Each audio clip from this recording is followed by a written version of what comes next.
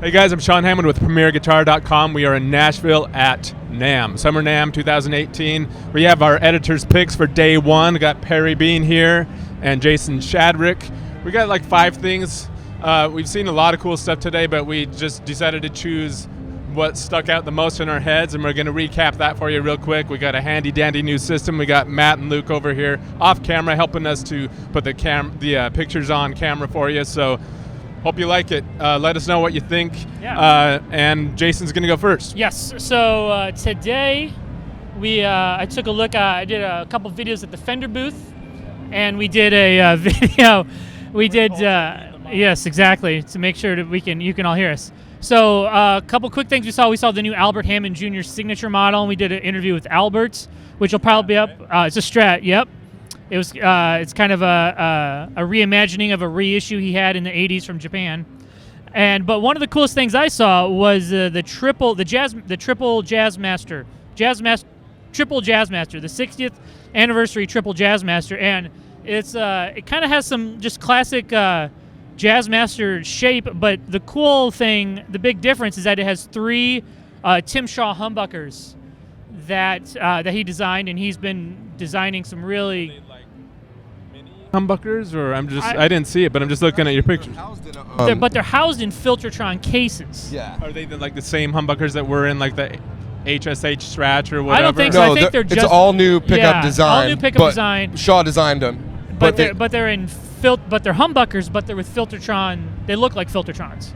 Are they voiced like Filtertrons? Because Filtertrons were humbuckers in the first place. Do you They know if they were going for that more tonal vibe? They were a little more humbuckery, I thought. A little more Jazzmaster humbuckery. A little hotter. Yeah, it didn't give me Gretschy Filtertron vibes too much, They took off like the rhythm circuit, right? And just made it straight ahead three-way. Exactly, yeah. And there's just 3-way switch with master volume, master tone. It's a limited edition, C-shaped neck, vintage hardware, alder body, lacquer finish. The picture you guys are seeing now, or did see, was it's called Daphne Blue. Daphne Blue. So that was a pretty cool. I'm not a huge Jazzmaster guy, but that one seemed like super interesting, more so than kind of a new improved Jazzmaster. So sweet. Do you know how much it goes for? I did not know. It's a limited edition. It's a limited edition. It's probably pricey. Yeah. It's not a bargain model. No. Okay, my first choice is it's from this company I hadn't heard of before, Marconi Lab. I'm not even sure where they're based. They are being distributed by Jamie Gale's Boutique Guitar Showcase, I think is what he calls it. He in North America, he distributes like Toyful and Soul, what's it called? Soul Tool or something like that. Lots of stuff like that. But this Marconi Lab guitar, I think it's called the Ergo Hyper 6 SS, I think. I didn't get to play it yet. I just was walking by and was like, what is that? It's headless design, has a poplar body with like modules you can swap out, like for the electronics. And I think it's not just for the electronics, but actually like you can get different shaped ones that will change the body shape. The armrest area up on the upper right, I think you can swap that out.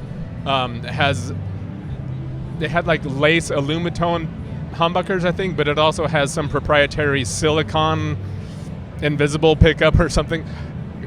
Jamie or anyone else, Marconi Lab, if I'm getting some of this wrong, I'm just going off really fast, looking at the card with the bullet points and stuff, but it was pretty cool. What else about it? It has like this solid brass tremolo on like ball bearings and built-in piezo pickup in each bridge. As you can see in the picture, it's pretty weird looking, and in a cool way. It turned my head. So, and it's like $29.50, which for the stuff that Jamie Gale distributes, that's kind of low price. So, anyway, that's pretty cool. Cool. Yeah, I've had a pretty awesome first NAMM day so far. It hasn't been too crazy. I'm excited to see the rest of the show floor tomorrow and Saturday, but today we were at Valve Train and I saw something too cool. Like, you guys know Valve Train, they make awesome tube amps and they're super nice. But what they had today was this thing called the Powertrain 20, and then they had a Powertrain 50. And basically what it is a small cab with a speaker and just a tube power amp for modelers, which is cool. So, you know, if you guys tube though. Yeah, tube. So they have 12AX7s and 6L6s. 6L6s, yeah. yep. So the 2 6L6s and 2 12AX7s and the 20 watt.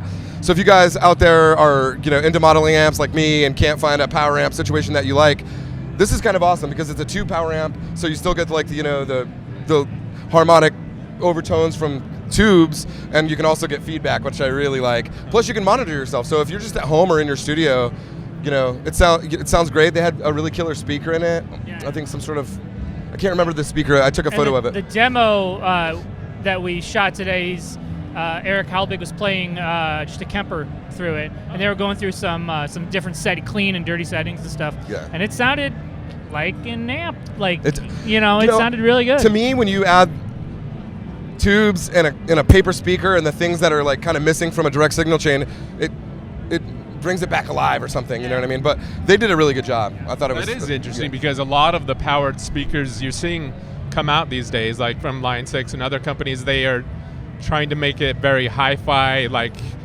well, you already got the tube simulation from the Kemper or the AXFX or whatever, so we're just trying to be more hi-fi. So it's interesting that they're going with the tube route. And it's just like one knob.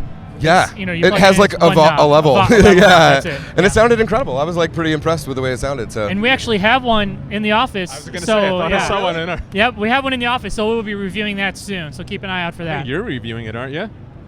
To be determined, probably. No, yeah. Hey, send that bad boy my way when you're done. Any idea how much it goes for? Yeah, so the 20 watt I think was like $11.99, and then the 50 watt I think was like $15.99, somewhere in there. Cool. All right, my other pick was from Trickfish, and the bass amps, right? This is a bass preamp pedal called the Trilobite, and it was pretty cool. It's really like a full-featured. It could be a practice amp. It could, there's two different loops you can route pedals through. There's a blendable effects loop.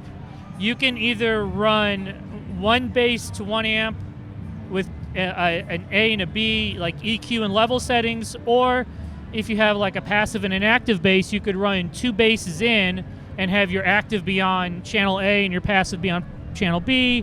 Plus, it was cool that it has two independent EQs for each channel. Two independent EQs, a master, aux, and it had two different XLR outs.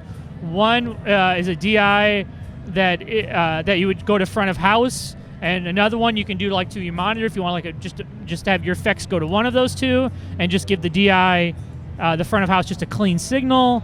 I mean, it was like, I could be wrong, but there was a blend too on the back of it, right? for the effects loop, so you can blend in your effects, right? So that way your fundamental tone is still there.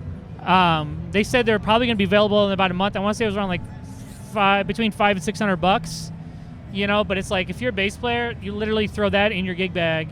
You backline a cabinet for a fly gig or something, and you're pretty much there. Or if you're like playing stand up and an upright, like a regular bass, Yeah. That's handy. Super handy. So that one is really pretty cool. Deal, yeah. All right, my last one is, and I guess it's the last one for the show because you just had one, right? So my last one was the opposite end of the spectrum from my first one, which was kind of pricey. Gretsch came to the show with a couple of cool new things. We did a video on the Malcolm Young artist signature, but that's cool. But my pick was they had this new Streamliner. I forget the exact model number, but it's like a center block model, kind of a smaller body. And it's their first one with, well, it's got the Bigsby, of course. I wouldn't even choose something without a Bigsby from Gretsch. But it's their first one with a P90 in the bridge pickup position, and sounded good. And almost, this is really like shallow or whatever, but just the finish was like, I don't think they've done satin finishes before, and it had this like emerald blue finish in satin that was like, it looked awesome. It made it look way pricier than it was, but it's like $500. Sounded and looked really good. So yeah, check that out. I guess that's our show for today. We're doing this every day of NAMM. So check back tomorrow, and we'll tell you our favorites from day 2, Summer NAMM 2018 in Nashville. All right. Later, guys. See you guys.